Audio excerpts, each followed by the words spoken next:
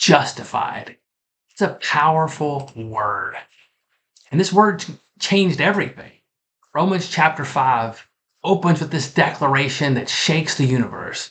Therefore, since we've been justified by faith, we have peace with God. Yes, it's not just a feeling or a mood. This is legal reality. It's a cosmic ceasefire with God. Our war with Him ended at the cross. Hey, this is Rod with RA Salt and Silver. Today's June 25th. It's a rainy afternoon here in Central Florida. Today we're talking about Romans chapter 5 and a little bit of justification. So please comment, like, share, subscribe so more people can learn about Jesus. All right, let's get into it. So Paul isn't talking about an inner calm. He's talking about the peace with God, not just peace from God. So he's talking about reconciliation with the king who we rebelled against.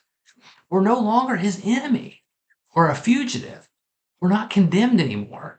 We now stand in grace like soldiers standing on a ground that we didn't win. So then Paul says something kind of crazy, that we rejoice in suffering. Why? Why would he say that? Because suffering produces character. It produces endurance. It produces hope. And hope doesn't disappoint because God pours his love into our hearts by the Holy Spirit. So in other words, your pain and your struggles aren't wasted. They're not pointless. Those scars we get aren't just empty. God is forging us. Over the last 3 years, my wife and I had our dog, and he had diabetes. And during this time, we had to give him a shot at 4 o'clock in the morning. Well, that's kind of when it started anyway. And then 4 o'clock in the evening. And as his diabetes kind of got worse and he got older, he had to go out a lot. And so sometimes we were getting up at 2 o'clock in the morning, 3 o'clock in the morning, but he had to have that shot at 4. So we had to be up and ready to give him a shot at 4 o'clock in the morning. So that took discipline. And, during this time, God worked magic in my wife and I to the point of we became a lot more disciplined in our life. So now we're getting up early. We're going to bed early.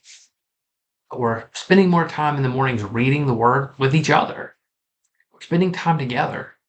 We're working out. We're getting in better shape. I'm not saying we quit drinking all the way, but we've cut way back. We very rarely drink anymore. But that's God forging something in us. And our dog, he wasn't suffering by any means. It was more a suffering for us because it was hard. During those hard times, God worked in us. I have other stories of that too, but that's the most recent. Now, Paul then hits us with some edgy stuff here, that Christ didn't die for the strong or the righteous or those that were deserving, because we find out later on that there are no deserving. But he died for the ungodly, for the weak and the broken and the rebels. He died for like us, for me, for you. And he loved us at our worst. So guess what? Because he did that, you don't have to question whether he loves you at your best. And sometimes our best still isn't good enough. Our best will never be good enough. Now, Paul says if death reconciled you, his life keeps you. He died for that reconciliation. Now, the most important part about this is you're not barely saved. You're not just hanging on by a thread. Because I thought that. I always thought that growing up.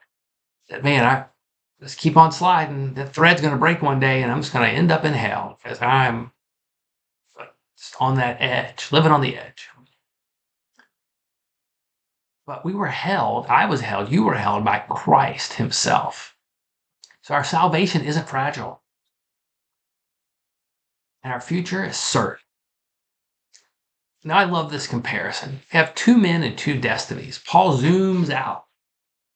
And though we have Adam and Eve, or Adam and Jesus, right? So through one man, Adam, sin and death then entered the world because that wasn't meant to be there, or it wasn't there. And then through one man, Jesus, grace and life overflowed. Adam opened the grave, Christ opened heaven. Adam brought condemnation, and then Christ brought the justification. Adam, well, made us all guilty. Christ makes us all righteous. So we have two men, two kingdoms, and two outcomes. Which are you going to choose? Because one's going to define you. Are you going to be Adam or are you going to follow Adam's path or Jesus? So Romans 5, it's the sounds of chains breaking, wrath ending, and peace beginning with grace overflowing. And because of Jesus, we're justified, reconciled, loved, saved, secured, and standing in a grace that we can't even earn. But this is the gospel. This is the gospel with its sleeves rolled up. Salvation with fire in its eyes. This is Romans chapter 5. And this is Rod with RA Salt and Silver. Have a great rest of your day. Thanks for listening. See you on the next one.